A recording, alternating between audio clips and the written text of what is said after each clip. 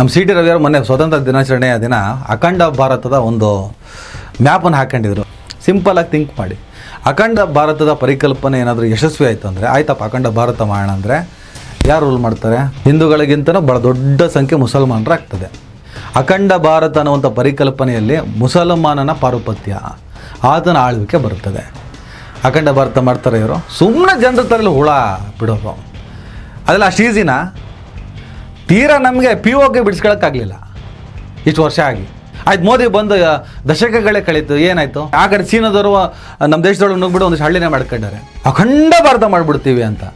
ಯಾರು ಇವರ ಈ ಕೆಲವು ರೋಲ್ ಕಾಲ್ಗಳನ್ನೆಲ್ಲ ಇಟ್ಕೊಂಡು ಮಾಡೋಕ್ಕಾಗ್ತದ?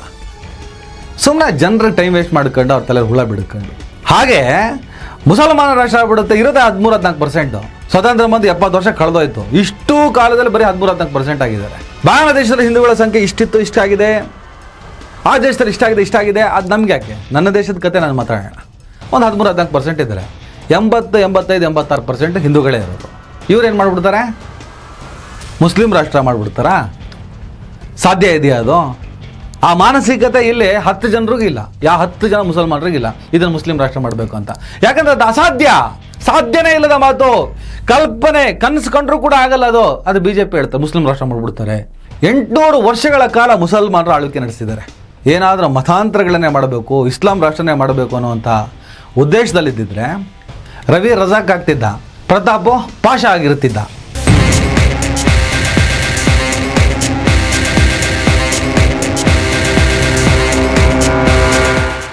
ಹಲೋ, ನಮಸ್ಕಾರ ಸ್ನೇಹಿತರೆ. ನಾನು ಸ್ವತಂತ್ರ ಮಾಧ್ಯಮವನ್ನು ಆರಂಭಿಸಿದ್ದೆ ಸೌಹಾರ್ದತೆಗೋಸ್ಕರ. ಸಮಾಜದಲ್ಲಿ ಆಗ್ತಾ ಇರುವಂತಹ ಭಿನ್ನಾಭಿಪ್ರಾಯಗಳು ಮತ್ತು ಸಮಾಜದಲ್ಲಿ ಒಡಕು ಮೂಡಿಸುತ್ತಿರುವಂತಹ ಆ ಷಡ್ಯಂತ್ರದ ವಿರುದ್ಧ ಮಾತನಾಡಬೇಕು ಅಂತ ತೀರ್ಮಾನವನ್ನು ತಗೊಂಡಿತ್ತು. ಸುಮಾರು 20 ವರ್ಷಗಳ ಮಾಧ್ಯಮದ ಅನುಭವ, ಅದಾದ ಮೇಲೆ ಗೋಧಿ ಮೀಡಿಯಾದ ಭರಾಟೆಯಿಂದ ಹೊರಗೆ ಬಂದು ಹೋರಾಟದ ಬದುಕಿಗಿಳಿದು NRC, CA ಇನ್ನಿತರ ಹೋರಾಟಗಳಲ್ಲಿ ನನ್ನನ್ನು ತೊಡಗಿಸ್ಕೊಂಡು ಹೋರಾಟದ ಧ್ವನಿಯಾಗಿ ಚಾನಲ್ನ ನಡೆಸ್ತೆ. ಇದನ್ನು ನೀವು ನ್ಯೂಸ್ ಚಾನಲ್ ಅಂತ ಹೇಳೋಕ್ಕೆ ಆಗಲ್ಲ. ಏನಾದರೂ ಸಮಾಜಘಾತಕ ಕೃತ್ಯಗಳಾಗ್ತಾ ಇದ್ದರೆ ಅದನ್ನು ಮಾಡ್ತಾ ಇರುವಂತಹ ಮಹಾ ಷಡ್ಯಂತ್ರದ ಆ ವ್ಯವಸ್ಥೆ, ಅದನ್ನು ನೆರಳು ಇದರ ಹಿಂದೆ ಮುಂದೆ ಸರಿದ್ರೆ ಇಮ್ಮಿಡಿಯೇಟಾಗಿ ಬಂದು ನಾನು ಮಾತಾಡ್ತೀನಿ. 1200 ವಿಡಿಯೋಗಳಲ್ಲಿ ನಿಮಗೆ ಸೌಹಾರ್ದತೆಯ ಸಂದೇಶಗಳನ್ನು ಹೊರತುಪಡಿಸಿ ಮತ್ತೇನು ಸಿಗಲ್ಲ. ಏನು ಮಾಡಿದ್ದಾರೆ ಕೆಲವರು ನಾಯಿ ಕೊಡೆಗಳು, ಯಾರೋ ಒಂದಿಬ್ಬರು ಹುಡುಗಿರನ್ನ ಹಿಡ್ಕೊಂಡು ದಂಧೆ ನಡೆಸ್ತಾರೆ. ಇಂಥವರೆಲ್ಲ ಏನು ಮಾಡ್ತಾರೆ, BJPಯನ್ನು RSSನ್ನು ನಾವೇನಾದರೂ ಟೀಕಿಸಿ ಮಾತಾಡಿದ್ರೆ, ಅದೇ ಥರ ನಾವು ಅಲ್ ಖೈದಾವನ್ನು, ಲಷ್ಕರ್ ಇ ತೈಬಾವನ್ನು, ನಿಷೇಧವಾದಂತಹ ಮುಸಲ್ಮಾನ ಸಂಘಟನೆಗಳನ್ನು ಅವರು ಯಾವುದಾದ್ರೂ ಒಂದು ಕೃತ್ಯದಲ್ಲಿ ತಮ್ಮನ್ನು ತೊಡಗಿಸಿಕೊಂಡರೆ, ಆರೋಪಗಳು ಹೊರಗೆ ಬಂದರೆ ಖಂಡಿತವಾಗ್ಲೂ ಮಾತನಾಡಿದ್ದೇವೆ. ನೋಟ ನೆಟ್ಟಿಗಿರ್ಬೇಕಷ್ಟೆ. ಕೆಲವರು ಏನು ಮಾಡಿದ್ರೆ, BJPಯನ್ನು ಟೀಕಿಸಿದ ಕೂಡಲೇ ಈತನನ್ನು ಹಿಂದೂ ವಿರೋಧಿ. ಅರೆ, ಏನು ಹಿಂದೂಗಳೆಲ್ಲ ಬರೀ BJPಯಲ್ಲಿ ಮಾತ್ರ ಇರೋದಾ? ಕಾಂಗ್ರೆಸ್ನಲ್ಲಿರೋರು ಯಾರು? ಬೇರೆ ಬೇರೆ ಬೇರೆ ಪಕ್ಷಗಳಲ್ಲಿ ಯಾರಿರೋದು? ಮುಸ್ಲಿಂ ಸಂಘಟನೆ, ಮುಸ್ಲಿಂ ಪಕ್ಷಗಳು ಇಲ್ಲ ರೀ, ಬೆರಳೆಣಿಕೆ. ಅವ್ರದ್ದೇನು ಅಂಥ ಪಾತ್ರಗಳೇ ಇಲ್ಲ, ಬರೀ ಓಟ್ ಹಾಕೊಂಡೇ ಬಂದರು ಉದ್ದಕ್ಕೂ. ಸ್ಥಾನಮಾನಗಳೇನೋ ಅವರು ವಿರಾಜಮಾನರಾಗಿಲ್ಲ. ಆಗ ಅವ್ರನ್ನ ತೋರಿಸಿ ಲಾಭ ಮಾಡಿಕೊಳ್ಳುವಂಥ ಒಂದು ಪಕ್ಷ ಅದನ್ನು ಎತ್ತಿ ತೋರಿಸಿದ ಮಾತ್ರಕ್ಕೆ ಹಿಂದೂ ವಿರೋಧಿ ಅಂತ ಯಾವ ಸ್ಟ್ರಾಟಜಿಗಳು ವರ್ಕೌಟ್ ಆಗಲ್ಲ. ಜನಕ್ಕೆ ಕಾಮನ್ ಸೆನ್ಸ್ ಇದೆ. ಹಾಗಾಗಿಯೇ ಶತಮಾನಗಳ ಕಾಲದಲ್ಲಿ ತಾವೆಷ್ಟು ಯಶಸ್ವಿ ಆಗಿದ್ದೀರಿ ಅನ್ನುವ ಸ್ಟ್ಯಾಟಿಸ್ಟಿಕ್ಸ್ ಸಿಗ್ತದೆ. ಭಾರತದ ಸೊಗಸದು. ಹಾಗಾಗಿನೇ ನಿಮ್ಮ ಮಸಲತ್ತುಗಳೆಲ್ಲ ನಡೀತಿಲ್ಲ. ಸ್ನೇಹಿತ ಸಂಗಮೇಶು, ಭದ್ರಾವತಿಯ ಶಾಸಕರು, ಮೊನ್ನೆ ಸೆಪ್ಟೆಂಬರ್ 9ನೇ ತಾರೀಕು ಈದ್ ಮಿಲಾದ್ ಸಂಭ್ರಮ. ಪಾಕಿಸ್ತಾನ ಜಿಂದಾಬಾದ್ ಅಂತ ಕೂಗಿದ್ರಂತ ಸಿಕ್ಕಾಪಟ್ಟೆ ಸೌಂಡ್ ಆಯಿತು. ಪಾಕಿಸ್ತಾನ ಜಿಂದಾಬಾದ್ ಅಂತ ಕೂಗಿದ್ದಲ್ಲ, ಯಾಸಿನ್ ಜಿಂದಾಬಾದ್ ಅಂತ ಕೂಗಿದ್ದು ಅಂತ ಹುಡುಗರು ಹೇಳಿದರು. ಪೊಲೀಸರು ತನಿಖೆ ನಡೆಸ್ತಾ ಇದ್ದಾರೆ. ಮಾಧ್ಯಮಗಳು, ಮನಸ್ಥಿತಿಗಳು ಎಲ್ಲ ವಿಚಾರದಲ್ಲೂ ಪಾಕಿಸ್ತಾನವನ್ನು ಹುಡುಕ್ತಾ ಇರಬೇಕಾದ್ರೆ ತೀರಾ ಸಿ ಟಿ ರವಿ ಮತ್ತು ಲಕ್ಷ್ಮೀ ಹೆಬ್ಬಾಳ್ಕರ್ ಗಲಾಟೆ ಆಯಿತು ಬೆಳಗಾವಿಯಲ್ಲಿ, ನಿಮ್ಗೆ ನೆನಪಿದೆ. ಅಲ್ಲೂ ಕೂಡ ಪಾಕಿಸ್ತಾನದ ಷಡ್ಯಂತ್ರ ಅನ್ನುವಂಥ ಒಂದು ಆನ್ಸರನ್ನು ಆರ್ ಅಶೋಕ್ ಕೊಟ್ಟಿದ್ರು. ಸಿ ಟಿ ರವಿ ಲಕ್ಷ್ಮೀ ಹೆಬ್ಬಾಳ್ಕರ್ ಗಲಾಟೆ ಮಾಡಿದ್ರೆ ಪಾಕಿಸ್ತಾನಕ್ಕೆ ಸಂಬಂಧ ಇಲ್ದಿದ್ರು ತರ್ತಾರೆ. ಪಾಕಿಸ್ತಾನ ಹಾಗಾಗಿನೇ ಅವರು ನಿಜವಾಗ್ಲೂ ಪಾಕಿಸ್ತಾನ ಜಿಂದಾಬಾದ್ ಅಂತ ಕೂಗಿದ್ರೂ ಕೂಡ ಸ್ವಲ್ಪ ಡೌಟು, ಕೂಗಿರ್ತಾರ, ಇವರೇನಾದರೂ ಮಾಡಿರ್ಬೋದಾ, ಇವರೇನಾದರೂ ಪಿತೂರು ಇರ್ಬೋದಾ, ನಂಬಕ್ಕೆ ಆಗಲ್ಲ. ಆ ಸ್ಥಿತಿಗೆ ನಮ್ಮ ಮಾನಸಿಕತೆಯನ್ನು ಇವರು ತಗೊಂಡೋಗಿ ನಿಲ್ಲಿಸಿದ್ದಾರೆ. ನಿಮ್ಗೆ ಅರ್ಥ ಆಗ್ತಿದೆ ನಾನು ಏನು ಹೇಳ್ತಾ ಇದ್ದೀನಿ ಅಂತ. ಆ ಮಟ್ಟಿಗೆ ಈ ದೇಶದಲ್ಲಿ ಧಾರ್ಮಿಕ ದ್ವೇಷವನ್ನು ವ್ಯಾಪಾರ ಮಾಡ್ಕೊಂಡು ಲಾಭ ಮಾಡ್ಕೊತಿದ್ದಾರೆ. ನಿಮ್ಮ ಮನೆ ಮಗನಾಗಿ ನೀವು ನಿಮ್ಮ ಮನೆ ಮಗನೇ ಸಾವು ಸಂಗಣ್ಣನಾಗಿ ಇರ್ತೀನಿ. ಈ ಮುಂದಿನ ಜನದಲ್ಲಿ ಏನಾದ್ರು ಹುಟ್ಟಿದ್ರೆ ನಾನು ಸಾವಿರಾಗಿ ಹುಟ್ಟಬೇಕು ಅಂತ. ಸಂಗಮೇಶ್ ಅವರು ಮುಂದಿನ ಜನ್ಮಕ್ಕೆ ಯಾಕೆ ಕಾಯ್ಬೇಕು? ಈಗಲೇ ಹೋಗಿ.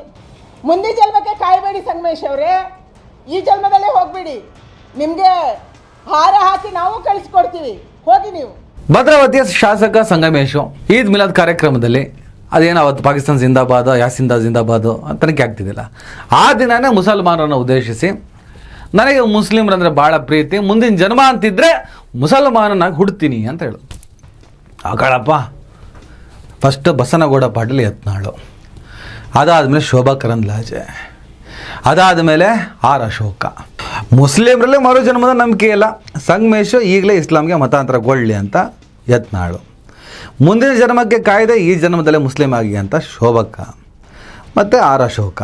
ಸಂಗಮೇಶು ಸ್ಟೇಟ್ಮೆಂಟು ಅದೊಂದು ರಾಜಕೀಯ ಪ್ರೇರಿತವಾಗಿದೆ, ಮುಸಲ್ಮಾನರ ಓಲೈಕೆ ಇರಬಹುದು. ಮುಸ್ಲಿಮ್ಸ್ ವೋಟ್ಸ್ ಅಲ್ಲಿ ತುಂಬ ನಿರ್ಣಾಯಕ. ಹಾಗಾಗಿನೇ ಕಾಂಗ್ರೆಸ್ ಜೆ ಡಿ ಎಸ್ ಮಾತ್ರ ಅಲ್ಲಿ ಆಧಿಪತ್ಯವನ್ನು ಸಾಧಿಸಿದೆ. ಬಹುತೇಕ ಜೆ ಡಿ ಎಸ್ ಅಪ್ಪಾಜಿಗೌಡರು ಸತತವಾಗಿ ಶಾಸಕರಾಗಿ ಅಲ್ಲಾಳಿದ್ದಾರೆ. ಅಪ್ಪಾಜಿಗೌಡ ವರ್ಸಸ್ ಸಂಗಮೇಶ್ ಹಿಂಗೆ ಇದ್ದಿದ್ದದು. ಅಪ್ಪಾಜಿಗೌಡರ ಪ್ರಾಬಲ್ಯ ಮತ್ತು ಜೆ ಡಿ ಎಸ್ಸು. ಅಪ್ಪಾಜಿಗೌಡರು ತೀರ್ಕೊಂಡ ಮೇಲೆ ಜೆ ಡಿ ಎಸ್ ಪ್ರಾಬಲ್ಯ ಕೂಡ ಹೋಯಿತು, ಸಂಗಮೇಶ್ ಪ್ರಾಬಲ್ಯ ಆಯಿತು. ಅಪ್ಪಾಜಿಗೌಡರು ವರ್ಸಸ್ ಅಂತ ಇದ್ದಿದ್ದು ಸಂಗಮೇಶ್ ಮಾತ್ರ. ಹಾಗೆ ಸಂಗಮೇಶ್ ಈಗ ಉಳ್ಕೊಂಡಿದ್ದಾರೆ. ಸಂಗಮೇಶನ ಗೆಲುವಿನ ಹಿಂದೆ ಮುಸಲ್ಮಾನರು ಓಟ್ ಭಾಳ ದೊಡ್ಡ ಪ್ರಮಾಣದಲ್ಲಿ ಕೆಲಸ ಮಾಡ್ತಾರೆ, ದೊಡ್ಡ ಸಂಖ್ಯೆ ಅಲ್ಲಿದೆ ಮುಸಲ್ಮಾನರದ್ದು. ಹಾಗಾಗಿನೇ ಮುಂದಿನ ಜನ್ಮ ಅಂತಿದ್ರೆ ನಾನು ಮುಸಲ್ಮಾನಾಗಿ ಹುಡ್ತೀನಿ ಅಂತ ಅವ್ರನ್ನ ಓಲೈಸುವಂಥ ಒಂದು ಸ್ಟೇಟ್ಮೆಂಟ್ ಕೊಟ್ಟಿರ್ಬೋದು. ಇಲ್ಲ, ಸ್ವತಃ ಆ ಥರದೊಂದು ತೀರ್ಮಾನ ಮುಂದಿನ ಜನ್ಮದಲ್ಲಿ. ಮುಂದಿನ ಜನ್ಮ ಅನ್ನೋದೇ ಒಂದು ನಾನ್ಸೆನ್ಸ್ ಬಿಡಿ. ಅದು ಇಸ್ಲಾಂನಲ್ಲಿ ಮುಂದಿನ ಜನ್ಮ ಇಲ್ಲ, ಹಿಂದೂಗಳಲ್ಲಿ ಮುಂದಿನ ಜನ್ಮ ಇದೆ, ಈ ಕಾನ್ಸೆಪ್ಟ್ ಅಲ್ಲ. ನಾವೆಲ್ಲ ಈ ಮೌಢ್ಯ ಈ ಥರದ ಅಪನಂಬಿಕೆಯಿಂದ ದೂರ ನಿಂತವರು, ವೈಜ್ಞಾನಿಕವಾಗಿ ಯೋಚನೆ ಮಾಡೋರು. ಮುಂದಿನ ಜನ್ಮ ಅನ್ನೋದೇ ಒಂದು ನಾನ್ಸೆನ್ಸು. ಈಗಿನೆಲ್ಲ ಕೆಲವು ವ್ಯಕ್ತಿಗಳನ್ನು ನೋಡ್ತಾ ಇದ್ದರೆ ಹಿಂದಿನ ಜನ್ಮದಲ್ಲೆಲ್ಲ ಕೋತಿಗಳಾಗಿ ಹುಟ್ಟಿದ್ರು ಅಲ್ಲ, ಹೋಮೋಸೆಪಿಯಾನೋ ಇವನ್ನೆಲ್ಲ ಕಾನ್ಸೆಪ್ಟನ್ನು ಸ್ಟಡಿ ಮಾಡ್ತಿದ್ರೆ ಅದೇ ಸತ್ಯ. ಹಾಗಾಗಿನೇ ಕೋತಿ ಬುದ್ಧಿ ಜಾಸ್ತಿ ಆಗಿಬಿಟ್ಟಿದೆ ಮನುಷ್ಯನಿಗೆ. ಹೇಗೆ ಕೋತಿಯಿಂದನೇ ವಿಕಾಸ ಆಗಿದ್ದಲ್ಲ, ಒಂದು ವೇಳೆ ಅವರಿಗೆ ಮುಂದಿನ ಜನ್ಮದಲ್ಲಿ ಮುಸ್ಲಿಮ್ ಆಗಿ ಹುಟ್ಟಬೇಕು ಅಂತ ಅನಿಸಿರ್ಬೋದು. ಅದು ಅವ್ರ ವೈಯಕ್ತಿಕ ಅಲ್ವಾ. ಇದರಲ್ಲಿ ಬಸನಗೌಡ ಪಾಟೀಲ್ ಯತ್ನಾಳಾಗಲಿ, ಶೋಭಕ್ಕಾಗಲಿ, ಅಶೋಕ್ ಆಗಲಿ ಏನು ತಗೊಳ್ಳೋದಿದೆ? ಅವ್ರಿಗೆ ಯಾಕೆ ಗುರಿ ಹತ್ತಬೇಕು? ಮುಸ್ಲಿಂ ಅಂದ ತಕ್ಷಣ ಆ ಥರದೊಂದು ಬ್ರ್ಯಾಂಡ್ ಇದೆ. ಈ ನೆರೆಟಿವ್ನ ನಾವು ಸಾಯಿಸಬೇಕಾಗಿದೆ. ಜಗತ್ತಿನ ಎರಡನೇ ಅತ್ಯಂತ ದೊಡ್ಡ ಧರ್ಮ, ಭಾರತದ ಎರಡನೇ ಅತ್ಯಂತ ದೊಡ್ಡ ಧರ್ಮ, ದೊಡ್ಡ ಸಂಖ್ಯೆ ಇಸ್ಲಾಂ. ಯಾರೋ ಒಂದಿಷ್ಟು ಜನ ಮೂಲಭೂತವಾದಿಗಳು, ಯಾರೋ ಒಂದಿಷ್ಟು ಜನ ಟೆರರಿಸ್ಟ್ಗಳು ಆದರೂ ಅನ್ನೋ ಕಾರಣಕ್ಕೆ ಇಡೀ ಇಸ್ಲಾಮನ್ನ ಟೆರರಿಸಮ್ ವ್ಯಾಪ್ತಿಯೊಳಗೆ ಇಟ್ಟು ನೋಡುವಂತಹ ಪ್ರಯತ್ನವನ್ನು ಬಿ ಜೆ ಪಿ ಮಾಡುತ್ತೆ ಮತ್ತು ಅದನ್ನೇ ಮಾರ್ಕೆಟಿಂಗ್ ಮಾಡುವಂಥ ಕೆಲಸವನ್ನು ಮಾಡುತ್ತಾರೆ. ಆದರೆ ಅದು ಸತ್ಯ ಅಲ್ಲ. ಇಸ್ಲಾಂ ಅಂದರೆ ಪ್ರವಾದಿ ಮೊಹಮ್ಮದ್ ಪೈಗಂಬರ್ ಅವರ ಆದರ್ಶಗಳು ಅಂತ ಓದಬೇಕಾಗುತ್ತೆ ಅಷ್ಟೆ. ಹಿಂದೂಗಳಲ್ಲೂ ಎಷ್ಟೋ ಅಪರಾಧಗಳು, ಕೃತ್ಯಗಳು ನಡೀತವೆ. ಅದಕ್ಕೂ ಮತ್ತು ಹಿಂದೂ ಧರ್ಮಕ್ಕೆ ಏನೋ ಸಂಬಂಧ ಇರ್ತದ? ಇರಲ್ಲ. ಹಾಗೆ ನಾವು ನೋಡಬೇಕಾಗ್ತದೆ. ಸಂಗಮೇಶ್ ಇಷ್ಟಪ್ಪ, ಮುಂದಿನ ಜನ್ಮದಲ್ಲಿ ನಾನು ಮುಸ್ಲಿಮ್ ಆಗಿ ಹುಟ್ಟುತ್ತೇನೆ, ಅದು ಹುಟ್ಟಲ್ಲ ಅಂತ ಗೊತ್ತಿದೆ ಸಂಗಮೇಶ್ಗೆ. ಮುಂದಿನ ಜನ್ಮ ಅನ್ನೋದು ಒಂದು ನಾನ್ಸೆನ್ಸು. ಹಾಗಂತ ಅವ್ರಿಗೆ ನಂಬಿಕೆ ಇದ್ದರೆ ಅದು ಅವ್ರ ಸ್ವಂತ ನಿರ್ಧಾರ ಅಲ್ವಾ. ಅವರ ಸ್ವಂತ ನಿರ್ಧಾರಗಳು ಇನ್ನೊಬ್ರಿಗೆ ಯಾಕೆ ಎಲ್ಲೆಲ್ಲೋ ಉರಿ ತರ್ತಾ ಇದೆ? ಮುಂದಿನ ಜನ್ಮದಲ್ಲಿ ಶಾಸಕ ಸಂಗಮೇಶ್ ಮುಸಲ್ಮಾನಾಗಿ ಹುಡ್ತೀನಿ ಅಂದ ಕೂಡಲೇ ಇವ್ರು ಪಾಕಿಸ್ತಾನ ಜಿಂದಾಬಾದ್ ಹೇಳ್ಬಿಟ್ಟಿದ್ದಾರೆ. ಇನ್ನು ಈ ದೇಶ ಇಡೀ ಮುಸ್ಲಿಂ ಆಗ್ಬಿಟ್ರೆ ಏನು ಗತಿಯಪ್ಪ ನಮ್ಮದು ಅಂತ ಈ ಥರ ಅಂತಾನೆ ಅವ್ರು ಹೇಳೋದು. ಇನ್ನು ಕೆಲವೇ ದಿನಗಳಲ್ಲಿ, ಇನ್ನು 2050ರಲ್ಲಿ ಮುಸ್ಲಿಂ ರಾಷ್ಟ್ರ ಆಗಿಬಿಡುತ್ತೆ, ಹಿಂದೂಗಳಿಗೆ ಉಳಿಗಾಲ ಇಲ್ಲ. ಅಯ್ಯೋ ನನ್ನ ಮಕ್ಕಳ, ಅಖಂಡ ಭಾರತ ಅಂತ ಏನೋ ಪರಿಕಲ್ಪನೆ ಹೇಳ್ತಾರೆ, ಅದೊಂದು ದೊಡ್ಡ ನಾನ್ಸೆನ್ಸ್. ಅಖಂಡ ಭಾರತ ಅಫ್ಘಾನಿಸ್ತಾನ, ಪಾಕಿಸ್ತಾನ, ಈಗ ನೇಪಾಳ, ಶ್ರೀಲಂಕಾ, ಬಾಂಗ್ಲಾದೇಶ ಇವನ್ನೆಲ್ಲ ಸೇರಿಸ್ಕೊಂಡು ಅಖಂಡ ಭಾರತ ಅಂತೆ. ನಮ್ಮ ಸಿ ಟಿ ರವಿಯವರು ಮೊನ್ನೆ ಸ್ವತಂತ್ರ ದಿನಾಚರಣೆಯ ದಿನ ಅಖಂಡ ಭಾರತದ ಒಂದು ಮ್ಯಾಪನ್ನು ಹಾಕ್ಕೊಂಡಿದ್ರು. ಸಿಂಪಲಾಗಿ ಥಿಂಕ್ ಮಾಡಿ, ಅಖಂಡದ ಭಾರತದ ಪರಿಕಲ್ಪನೆ ಏನಾದರೂ ಯಶಸ್ವಿ ಆಯಿತು ಅಂದರೆ, ಆಯ್ತಪ್ಪ ಅಖಂಡ ಭಾರತ ಮಾಡೋಣ ಅಂದರೆ ಯಾರು ರೂಲ್ ಮಾಡ್ತಾರೆ? ಹಿಂದೂಗಳಿಗಿಂತನೂ ಭಾಳ ದೊಡ್ಡ ಸಂಖ್ಯೆ ಮುಸಲ್ಮಾನರು ಆಗ್ತದೆ. ಅಖಂಡ ಭಾರತ ಅನ್ನುವಂಥ ಪರಿಕಲ್ಪನೆಯಲ್ಲಿ ಮುಸಲ್ಮಾನನ ಪಾರುಪತ್ಯ, ಆತನ ಆಳ್ವಿಕೆ ಬರುತ್ತದೆ. ಅಖಂಡ ಭಾರತ ಮಾಡ್ತಾರೆ ಇವರು, ಸುಮ್ಮನೆ ಜನರ ತಲೆಯಲ್ಲಿ ಹುಳ ಬಿಡೋದು ಅದೆಲ್ಲ ಅಷ್ಟು ಈಸಿನ. ತೀರಾ ನಮಗೆ POK ಬಿಡಿಸ್ಕೊಳಕ್ಕಾಗಲಿಲ್ಲ ಇಷ್ಟು ವರ್ಷ ಆಗಿ. ಆಯ್ತು, ಮೋದಿ ಬಂದು ದಶಕಗಳೇ ಕಳೀತು, ಏನಾಯಿತು? ಆ ಕಡೆ ಚೀನಾದವರು ನಮ್ಮ ದೇಶದೊಳಗೆ ನುಗ್ಬಿಟ್ಟು ಒಂದಿಷ್ಟು ಹಳ್ಳಿನೇ ಮಾಡ್ಕೊಂಡಾರೆ. ಅಖಂಡ ಭಾರತ ಮಾಡಿಬಿಡ್ತೀವಿ ಅಂತ. ಯಾರು ಇವರ ಈ ಕೆಲವು ರೋಲ್ ಕಾಲ್ಗಳನ್ನೆಲ್ಲ ಇಟ್ಕೊಂಡು ಮಾಡೋಕ್ಕಾಗ್ತದ? ಸುಮ್ಮನೆ ಜನರಿಗೆ ಟೈಮ್ ವೇಸ್ಟ್ ಮಾಡ್ಕೊಂಡು ಅವ್ರ ತಲೆ ಹುಳ ಬಿಡ್ಕೊಂಡು. ಹಾಗೆ ಮುಸಲ್ಮಾನ ರಾಷ್ಟ್ರ ಆಗ್ಬಿಡುತ್ತೆ, ಇರೋದೇ 13-14%. ಸ್ವತಂತ್ರ ಬಂದು 70 ವರ್ಷ ಕಳೆದೋಯ್ತು. ಇಷ್ಟು ಕಾಲದಲ್ಲಿ ಬರೀ 13-14% ಆಗಿದ್ದಾರೆ. ಬಾಂಗ್ಲಾದೇಶದಲ್ಲಿ ಹಿಂದೂಗಳ ಸಂಖ್ಯೆ ಇಷ್ಟಿತ್ತು, ಇಷ್ಟಾಗಿದೆ.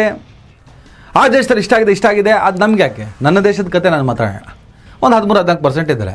80-85-86% ಹಿಂದೂಗಳೇ ಇರೋದು. ಇವ್ರೇನು ಮಾಡಿಬಿಡ್ತಾರೆ? ಮುಸ್ಲಿಂ ರಾಷ್ಟ್ರ ಮಾಡಿಬಿಡ್ತಾರಾ? ಸಾಧ್ಯ ಇದೆಯಾ ಅದು? ಆ ಮಾನಸಿಕತೆ ಇಲ್ಲಿ 10 ಜನರಿಗಿಲ್ಲ, 10 ಜನ ಮುಸಲ್ಮಾನರಿಗಿಲ್ಲ ಇದನ್ನು ಮುಸ್ಲಿಂ ರಾಷ್ಟ್ರ ಮಾಡಬೇಕು ಅಂತ. ಯಾಕಂದ್ರೆ ಅದು ಅಸಾಧ್ಯ, ಸಾಧ್ಯನೇ ಇಲ್ಲದ ಮಾತು, ಕಲ್ಪನೆ, ಕನಸು ಕಂಡ್ರೂ ಕೂಡ ಆಗಲ್ಲ ಅದು. BJP ಹೇಳ್ತಾರೆ ಮುಸ್ಲಿಂ ರಾಷ್ಟ್ರ ಮಾಡಿಬಿಡ್ತಾರೆ. 800 ವರ್ಷಗಳ ಕಾಲ ಮುಸಲ್ಮಾನರು ಆಳ್ವಿಕೆ ನಡೆಸಿದ್ದಾರೆ. ಏನಾದರೂ ಮತಾಂತರಗಳನ್ನೇ ಮಾಡಬೇಕು, ಇಸ್ಲಾಂ ರಾಷ್ಟ್ರನೇ ಮಾಡಬೇಕು ಅನ್ನುವಂಥ ಉದ್ದೇಶದಲ್ಲಿದ್ದಿದ್ರೆ ರವಿ ರಜಾಕ್ ಆಗ್ತಿದ್ದ, ಪ್ರತಾಪು ಪಾಷಾ ಆಗಿರ್ತಿದ್ದ ಅಲ್ವಾ? ಹಾಗೆ 200 ವರ್ಷಗಳಿಗೂ ಅಧಿಕ ಕಾಲ ಈ ದೇಶವನ್ನು ಬ್ರಿಟಿಷ್ ಆಳಿದ್ದಾರೆ. ಅವರು ಕ್ರೈಸ್ತರು ಮತಾಂತರವನ್ನೇ ಮಾಡ್ತಾರೆ, ಮತಾಂತರವೇ ಅವರ ದುರುದ್ದೇಶವಾಗಿತ್ತು ಅನ್ನೋದಾಗಿದ್ದರೆ 200 years ಪ್ಲಸ್ ಮತಾಂತರವೇ ಉದ್ದೇಶ ಆಗಿದ್ದರೆ ಈ ರವಿ ರಾಬರ್ಟ್ ಆಗಿರ್ತಿದ್ರು, ಪ್ರತಾಪ್ ಪೀಟರ್ ಆಗಿರ್ತಿದ್ರು. ಅರ್ಥ ಆಯ್ತಾ ನಿಮಗೆ? ಅವರೆಲ್ಲ ಆಯಾ ಕಾಲಘಟ್ಟಕ್ಕೆ ಏನೇನು ಆಳಬೇಕು, ಏನೇನು ಲೂಟಬೇಕು ಇಷ್ಟೇ ಮಾಡ್ಕೊಂಡು ಹೋದ್ರು ಬಿಟ್ಟರೆ ಧರ್ಮದ ಆಧಾರದಲ್ಲಿ ಏನೂ ಮಾಡಲಿಲ್ಲ. ಧರ್ಮದ ಆಧಾರದಲ್ಲಿ ರಾಜಕಾರಣವನ್ನೇ ಮಾಡೋಕ್ಕೆ ಹೋಗಲಿಲ್ಲ, ಧರ್ಮದ ಆಧಾರದಲ್ಲಿ ಆಡಳಿತವನ್ನೇ ಮಾಡಲಿಲ್ಲ. ಅದನ್ನು ಮಾಡ್ತಾ ಇರೋದು ಇವರು. ಮುಸ್ಲಿಂ ರಾಷ್ಟ್ರ ಆಗಿಬಿಡುತ್ತೆ, ಚಾನ್ಸೇ ಇಲ್ಲ, ಆಗಲ್ಲ. 14% ಜನ ಏನು ಮಾಡೋಕ್ಕೆ ಸಾಧ್ಯ? 14ರಲ್ಲಿ 10 ಜನ ಕೂಡ ಇಸ್ಲಾಂ ರಾಷ್ಟ್ರ ಮಾಡುವಂಥ ಆಲೋಚನೆ ಕೂಡ ಮಾಡೋಲ್ಲ. ಕಿಡಿಗೇಡಿಗಳಿಲ್ಲ ಅಂತ ಹೇಳಲ್ಲ, ಅದು ಪ್ರಾದೇಶಿಕತೆಯ ಸಂಘರ್ಷಗಳು, ಕಲಹಗಳು, ಈಗೋಗಳು, ಹುನ್ನಾರಗಳಿಲ್ಲರಿ. ಮತ್ತು ಅದು ಆಗದಿರೋ ಮಾತು ಟೈಮ್ ವೇಸ್ಟು. ಇದೇ ಟೈಮ್ ವೇಸ್ಟು ಕೆಲಸಕ್ಕೆ ಬಾರದ ವಿಚಾರಗಳನ್ನು ಇಟ್ಕೊಂಡು ಸಮಾಜದ ಸ್ವಾಸ್ಥ್ಯವನ್ನು ಕದಡುವಂಥ ಕೆಲಸವನ್ನು ಅವ್ರು ಮಾಡ್ತಿದ್ದಾರೆ. ಅದನ್ನು ಪತ್ತೆ ಹಚ್ಚಿ ಅದು ಕಂಡು ಬಂದಾಗ ಅದನ್ನು ಹೇಳುವ ಕೆಲಸವನ್ನು ನಾವು ಮಾಡ್ತಾಯಿದ್ದೀವಿ. ಆ ಕಾರಣಕ್ಕೆ ನನ್ನ ದೇಶ ಇವತ್ತು ಅದ್ಭುತವಾಗಿ ಉಳ್ಕೊಂಡಿದೆ. ಅದನ್ನು ಮಾತಾಡೋ ಕಾರಣಕ್ಕೆ ನಮ್ಮನ್ನು ಕೂಡ ವೈಯಕ್ತಿಕವಾಗಿ ಟಾರ್ಗೆಟ್ ಮಾಡ್ತಾರೆ. ಬಲಿದಾನಗಳು ಇಲ್ಲದೆ, ಸವಾಲುಗಳಿಲ್ಲದೆ ಭಾರತ ಅನ್ನುವಂಥ ಒಂದು ಭವ್ಯವಾದ ದೇಶ ನಿಂತ್ಕೊಂಡಿಲ್ಲ. ಬರೀ ಅಭಿವೃದ್ಧಿಯ ಪಥದಲ್ಲಿ ಹೋಗಬೇಕು, ಅಕ್ಕಪಕ್ಕದ ರಾಷ್ಟ್ರಗಳಲ್ಲೂ ಹೊಡೆಸಾಯಿಸ್ತಿದ್ದಾರೆ ಈ ರಾಜಕಾರಣಿಗಳನ್ನು. ಆ ಕಾಲ ಬಾರದಿರಲಿ, ರಾಜಕಾರಣಿಗಳೇ ಸುಧಾರಿಸಿ ಅಂತ ನಾನು ಹೇಳ್ತೀನಿ. ಸಂಗಮೇಶ್ ಅವರ ಅಭಿಪ್ರಾಯ ಅವ್ರದ್ದು ಸ್ವಂತ, ಅವ್ರು ಮುಂದಿನ ಜನ್ಮದಲ್ಲಿ ಆಗ್ತಾರೆ ಬಿಡ್ತಾರೆ. ನನಗಂತೂ ಮುಂದಿನ ಜನ್ಮದಲ್ಲಿ ನಂಬಿಕೆ ಇಲ್ಲಪ್ಪ. ಇಸ್ಲಾಂ ಹಿಂದೂ ಎಲ್ಲ ಬಿಟ್ಟು ಎಲ್ಲ ಸುಳ್ಳು. ಏನೋ ಸ್ಟೇಟ್ಮೆಂಟ್ ಕೊಟ್ಟಿದ್ದಾರೆ, ಓಲೈಕೆ ಮಾಡ್ಕೊಳ್ಳಿ. ಆ ಕ್ಷೇತ್ರ ಶಾಸಕ ಓಟ್ ಬೇಕಾಗಿದೆ, ಮಾಡ್ಕೊಳ್ಳಿ. ಶೋಭಾ ಯತ್ನಾಳ್, ಅಶೋಕ್, ನಿಮ್ಮನೇಲಿ ಯಾಕೆ ಬೆಂಕಿ ಬೀಳ್ತದೆ? ಇಸ್ಲಾಂ ಅಂದ ತಕ್ಷಣ ಟೆರರಿಸಮ್ ಅಂತ ಹೇಳ್ಬಿಟ್ಟು ಮಾರ್ಕೆಟ್ ಮಾಡ್ತಾರಲ್ಲ, ಅದು ವರ್ಕೌಟ್ ಆಗಲ್ಲ. ಇಸ್ಲಾಂ ಟೆರರಿಸಮ್ ಅಲ್ಲ. ಯಾವುದೇ ಧರ್ಮ ಒಳ್ಳೆಯದನ್ನೇ ಹೇಳಿದೆ, ಯಾವುದೇ ಧರ್ಮ ಗ್ರಂಥ ಒಳ್ಳೆಯದನ್ನೇ ಹೇಳಿದೆ. ಅದನ್ನು ತಿರುಚಿ ನಿಮ್ಮ ರಾಜಕೀಯದ ಬೇಳೆ ಬೇಯಿಸ್ಕೊಳ್ಳೋದಕ್ಕೋಸ್ಕರ ಒಂದಿಷ್ಟು ಜನ ಪತ್ರಕರ್ತರನ್ನೆಲ್ಲ ಸೇರಿಸ್ಕೊಂಡು ಪಾಪ ಅಧಿಕಾರ ಪಡೆಯೋದಕ್ಕೆ, ಅಧಿಕಾರ ಉಳಿಸ್ಕೊಳ್ಳೋದಕ್ಕೆ ಹೆಣಗಾಟ ಮಾಡ್ತಾಯಿದ್ದೀರಾ. ದ್ವೇಷದಿಂದ ವಿನಾಶ. ಖಂಡಿತವಾಗಲೂ ಅದರ ಪ್ರತಿಫಲವನ್ನು ನೀವು ಉಣ್ತೀರಾ ಅಂತ ಹೇಳ್ತಾ, ಸಂಗಮೇಶ್ ಸ್ಟೇಟ್ಮೆಂಟ್ ಅದು ವೈಯಕ್ತಿಕ ಸ್ಟೇಟ್ಮೆಂಟ್, ಅದು ಅವ್ರಿಗೆ ಸಂಬಂಧಪಟ್ಟಿದ್ದು. ಅವರು ಯಾವ ತಂತ್ರದಿಂದ ಮಾತಾಡಿದ್ರೋ ಇಲ್ಲ ಹೃದಯದಿಂದ ಮಾತಾಡಿದ್ರೋ ಎಲ್ಲ ಅವ್ರಿಗೆ ಬಿಟ್ಟಿದ್ದು. ಅವರ ಅಭಿವ್ಯಕ್ತಿಯ ಮೇಲೆ, ಅವರ ಸ್ವತಂತ್ರವಾದಂಥ ಹೇಳಿಕೆಯ ಮೇಲೆ ಯಾರೂ ಕೂಡ ವಿರೋಧದ ದಾಳಿಯನ್ನು ಮಾಡೋ ಹಾಗಿಲ್ಲ. ಈ ನಾನ್ಸೆನ್ಸ್ ನಿಲ್ಲಿಸಿ. ಒಳ್ಳೆಯದಾಗಲಿ ಎಲ್ಲರಿಗೂ. ನಮಸ್ಕಾರ. ದಯವಿಟ್ಟು ಎಲ್ಲರೂ ಈ ಚಾನಲ್ನ ಸಬ್ಸ್ಕ್ರೈಬ್ ಮಾಡಿ. ನಿಮ್ಗೆ ಇಷ್ಟ ಆದರೆ ಈ ಚಾನಲ್ಗೆ ಜಾಯ್ನ್ ಆಗಿ. ಈ ವಿಡಿಯೋ ಇಷ್ಟ ಆದರೆ ದಯವಿಟ್ಟು ಎಲ್ಲರೂ ಶೇರ್ ಮಾಡಿ. ಸ್ವತಂತ್ರ ಪತ್ರಿಕೋದ್ಯಮವನ್ನು ಬೆಂಬಲಿಸಿ. ನನ್ನ ಯುಕ್ತಿಗೆ ನಿಮ್ಮ ಶಕ್ತಿಯೇ ಶ್ರೀರಕ್ಷೆ. ನೀವು MBA ಮಾಡೋಕ್ಕೆ ಪ್ಲಾನ್ ಮಾಡ್ತಿದ್ದೀರಾ? Here is a golden opportunity. One of the smartest way to complete your masters degree. Work ಮಾಡಿ, ಸ್ಟಡಿ ಮಾಡಿ. Earn while your learn you get a 2 years work experience plus MBA degree together. Double benefit, double growth. Future secure ಮಾಡಬೇಕಾ? Join our work and study MBA today.